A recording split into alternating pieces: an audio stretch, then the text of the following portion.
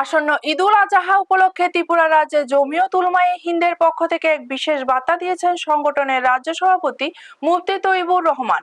তিনি সোনামুড়া রাঙ্গামাটিয়া মাদ্রাসায় আয়োজিত এক সাংবাদিক সম্মেলনে এই বার্তা প্রদান করেন। তিনি জানান, চাঁদের তারিখ অনুযায়ী আগামী 28শে মে 2026 বৃহস্পতিবার সারা ভারতের সঙ্গে ত্রিপুরাতেও ঈদুল আজহা পালিত হওয়ার সম্ভাবনা রয়েছে।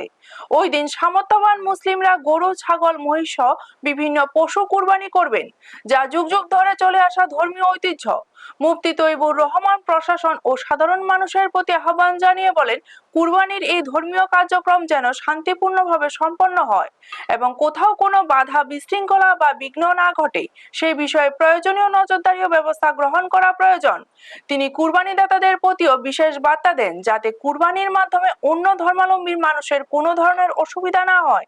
তিনি অনুরোধ করেন, হিন্দু বাড়ির আশেপাশে কিংবা খোলা জায়গায় কুরবানি না করে নির্ধারিত ও উপযুক্ত স্থানে করা উচিত। পাশাপাশি কুরবানির পর বর্জ্য যথাযথভাবে পরিষ্কার করে মাটির নিচে পুঁতে ফেলার বিষয়ে সতর্ক থাকতে বলা হয়। তিনি আরো বলেন, ইসলাম ধর্ম মানুষের প্রতি সহমর্মিতা, শান্তি ও সম্প্রীতির শিক্ষা দেয়। তাই সকলকে সাম্প্রদায়িক সম্প্রীতি বজায় রেখে ত্রিপুরার ঐতিহ্যবাহী হিন্দু, মুসলিম, পাহাড়ি ও বাঙালির মধ্যে সৌহার্দ্য ও ভ্রাতৃত্বের বন্ধন আরো দৃঢ় করার আহ্বান জানানো হয়। শেষে তিনি সবাইকে ঈদের অগ্রিম শুভেচ্ছা জানান এবং রাজ্যের শান্তি, উন্নয়ন ও সমৃদ্ধি কামনা করেন। জমিয়তের পক্ষ থেকে বলা হয়, ধর্মনিরপেক্ষ ভারতের অংশ হিসেবে ত্রিপুরা রাজ্যের সুনাম ও মর্যাদা আরো বৃদ্ধি পাক, এটাই তাদের প্রত্যাশা। ব্যুরো রিপোর্ট, নিউজ তৎকাল 24। এটা ভুল।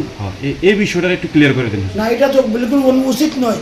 আমরা বলতেছি বাড়ির ভিতরে মাদারি সাহেব বলতেছেন এমনভাবে কোরবানি করো তাতে তোমার প্রতিবেশী হিন্দু বাড়িও না বুঝতে পারে এটা কি হইতেছে। খোলা মাঠে না, বাড়ির ভিতরে বাউন্ডারির ভিতরে করো, কোনো রাস্তা বা খোলা মাঠে কি কোনো গুমতি নদীর পাশে, কোনো নদীর পাশে কোনো রাস্তায় না হওয়া উচিত। যারা মনে করেন খোলা ময়দানে করবে তাদের বিরুদ্ধে কি আপনাদের? আমরা তার বিরুদ্ধে সুচ্চার হবো, তার বিরুদ্ধে বলবো তোরা ভুল করছো, তোরা ভুল করছো, কেন করবে? আসন্ন ঈদ উপলক্ষে মানে রাজ্যবাসীকে কি বার্তা দিতে চাইছেন? আমরা শান্তি সম্প্রীতি বাধা চাইতেছি যে কোরবানি হইতো এবং কোরবানির ব্যাপারে যাতে অন্য ধরনের মানে কোনো বাধা সৃষ্টি না হতো, সরকার থেকে কোনো বাধা না আসতো। যেহেতু জনজাতিরা